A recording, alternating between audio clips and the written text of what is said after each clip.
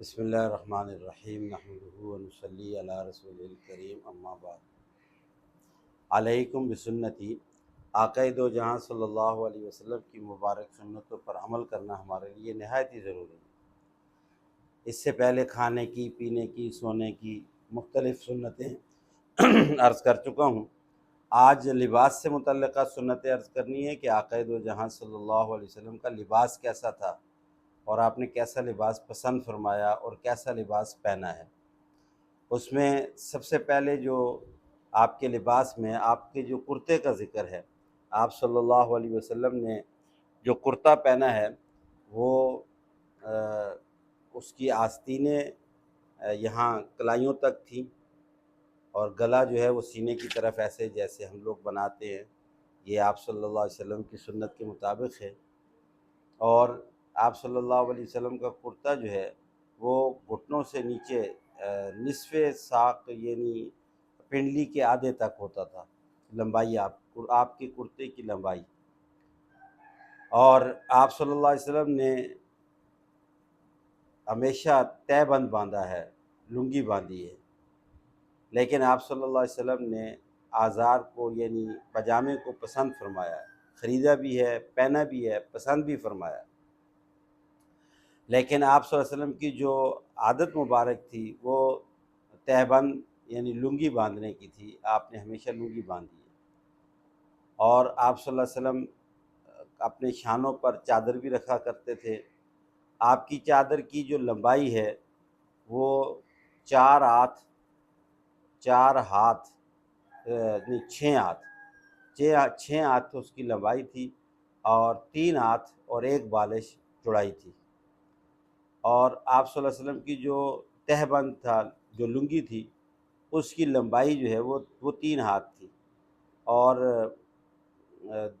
نہیں بلکہ 4 ہاتھ لمبائی تھی اور 2 ہاتھ اور 1 بالش چوڑائی تھی۔ اور آپ نے جتنی دفعہ لنگی باندھی ہے، کبھی بھی آپ کی لنگی جو ہے وہ پنڈلیوں سے نیچے نہیں گئی، نصف پنڈلی تک آپ کی لنگی ہوتی تھی اور آپ کا جو کرتا مبارک ہوتا تھا وہ بھی نصف پنڈلی تک ہوتا تھا۔ آپ صلی اللہ علیہ وسلم نے امامہ باندھا ہے۔ امامہ آپ کا جو ہے وہ سفید رنگ کا تھا۔ آپ نے ٹوپی بھی پہنی ہے، ٹوپی بھی سفید رنگ کی پہنی ہے آپ صلی اللہ علیہ وسلم نے، اور سفید کپڑے کی ٹوپی تھی۔ امامہ کبھی ٹوپی کے اوپر پہنا ہے اور کبھی بغیر ٹوپی کے بھی پہنا ہے، اور خالی ٹوپی بھی آپ نے پہنی ہے۔ اور اسی طریقے سے آپ صلی اللہ علیہ وسلم نے جو چادر پہنی ہے وہ کالے کلر کی بھی اور وائٹ کلر کی بھی اور سفید کلر کی ایسی چادر جس میں سرخ دھاری تھی ایسی بھی پہنی ہے، بوٹے والی بھی پہنی ہے، بغیر بوٹے کی بھی چادر آپ نے اوڑھی ہے، اور قیمتی لباس بھی آپ نے پہنا ہے۔ آپ صلی اللہ علیہ وسلم کی یہ بھی سنت ہے کہ آپ جب لباس پہنتے تھے تو دائیں طرف سے آپ پہل کرتے تھے، یعنی پہلے دائیں آستین پھر بائیں آستین۔ تو اسی طریقے سے آپ صلی اللہ علیہ وسلم جب اتارتے تھے تو پہلے الٹی سائڈ سے پھر دائیں سائڈ سے۔ اور جوتوں کے بارے میں بھی آپ صلی اللہ علیہ وسلم کا ہے کہ آپ نے چپل بھی پہنی ہے اور جوتے بھی، موزے بھی پہنے ہیں۔ یہ آپ صلی اللہ علیہ وسلم کے لباس سے متعلقہ چند سنتیں ہیں۔ آپ صلی اللہ علیہ وسلم نے سفید لباس پسند فرمایا ہے۔ آپ کا امامہ البتہ فتح مکہ کے موقع پر آپ کا جو امامہ تھا وہ سیاہ رنگ کا تھا، اور اس کے علاوہ آپ صلی اللہ علیہ وسلم سے سبز رنگ کا بھی ثابت ہے، سفید رنگ کا بھی ثابت ہے، اور سیاہ رنگ کا بھی امامہ آپ سے ثابت ہے۔ لیکن جو لباس پہنا ہے کرتا یا تہہ بند وغیرہ، تو آپ صلی اللہ علیہ وسلم نے وہ سفید رنگ کو ہی ترجیح دی۔ تقریباً ہمیشہ آپ نے سفید رنگ پہنا ہے۔ سفید رنگ جو ہے آپ کا پسندیدہ لباس میں۔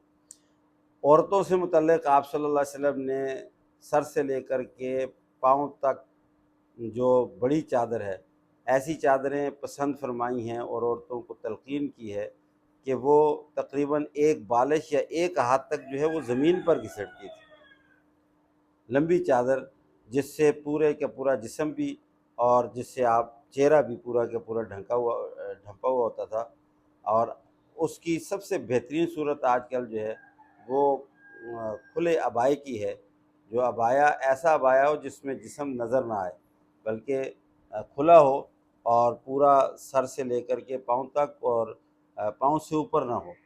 اب جو رواج چل گیا ہے کہ جو عورتیں اپنے ٹخنے ننگے رکھتی ہیں، یہ بہت شدید گناہ ہے۔ آپ صلی اللہ علیہ وسلم کے دور میں عورتوں نے ایسا لباس پہنا ہے کہ جو حدیث سے ثابت ہے کہ جو زمین سے گھسڑتا تھا، ایک بالش یا ایک ہاتھ زمین پہ ہوتا تھا۔